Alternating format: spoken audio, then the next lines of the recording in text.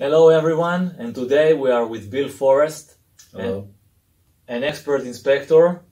Bill, good to have us with you. Thank you, Nir. It's a pleasure to be here. Great. I wanted to start off and basically let you share with us what exactly is a home inspection. Well, a home inspection is basically visual, what we call a non-intrusive evaluation of properties, of homes that people are buying either to live in or for investment purposes. Your home inspector takes in the overall characteristics of the home, taking a look at the foundations of the home, making sure that the home is without any major issues, which could end up costing the buyer a lot of money in the long run.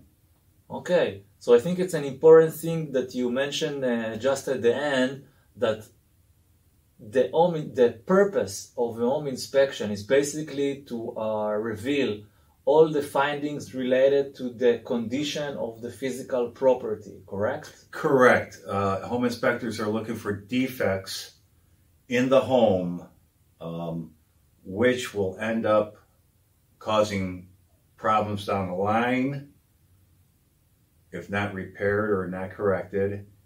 And with those problems, if there are problems, it could be financially prohibitive for people to buy a home.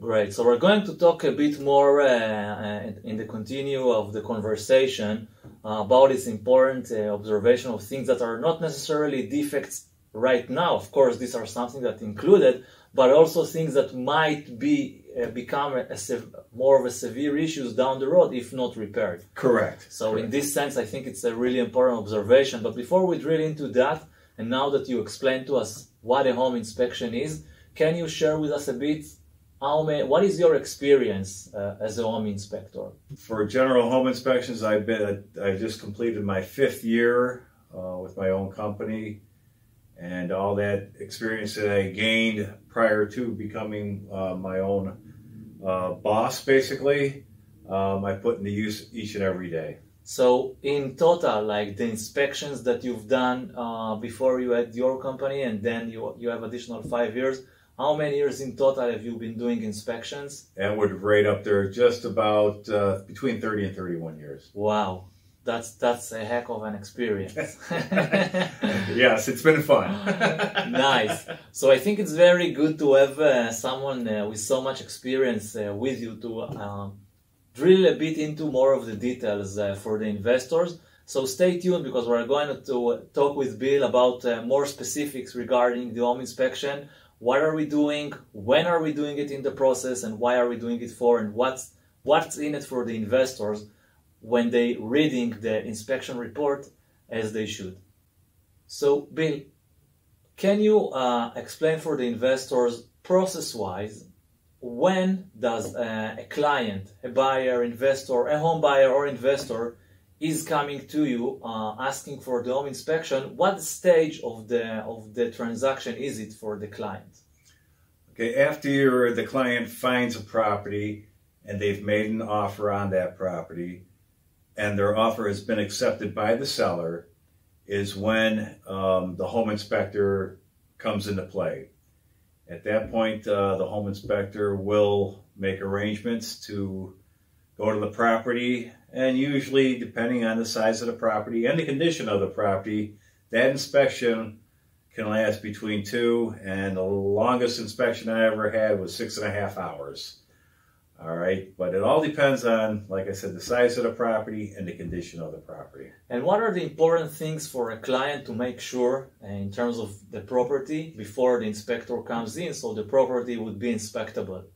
All right, one of the biggest things, that's a real pet peeve of mine, is that I want to have all the utilities on. I want the gas on, I want the electric on, I want the water on.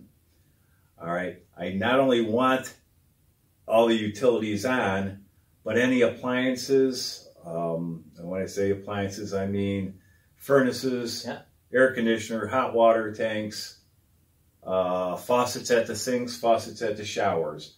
All those shutoff valves should be on prior to me showing up, and anything that requires gas and a pilot light should be lit prior to me showing up. If you want me to get in more details about that, I can.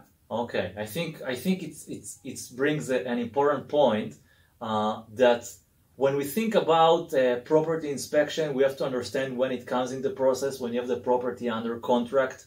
This is actually where you should start to think about inspection. It's not just calling the inspector, it will come and that's it. You need to prepare towards the inspection.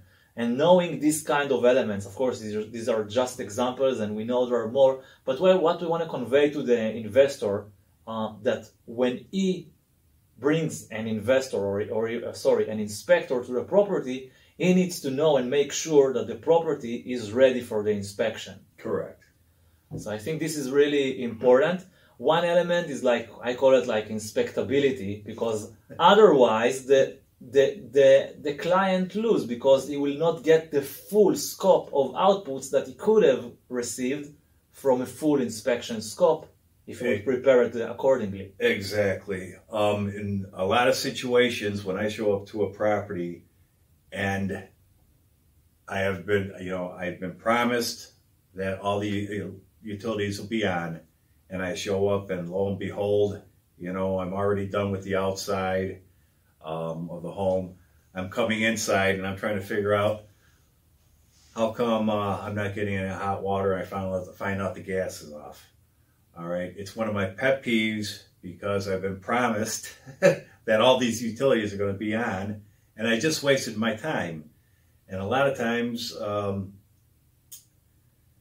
what will happen is inspectors will continue on with the process of inspecting the home without the gas on, which means, one, your furnace doesn't get inspected, your hot water tank doesn't get inspected, your plumbing, any mechanicals that require hot water or any gas do not get inspected.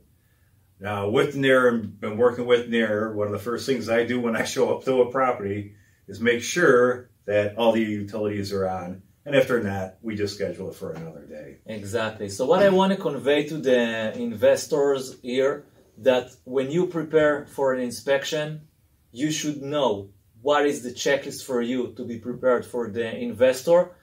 And Bill and I, we've been working together for years, and we know that in case, and it could happen that even though you as an investor or a buyer trying to make sure utilities are on, but this is the responsibility of the seller, sometimes he might not do it.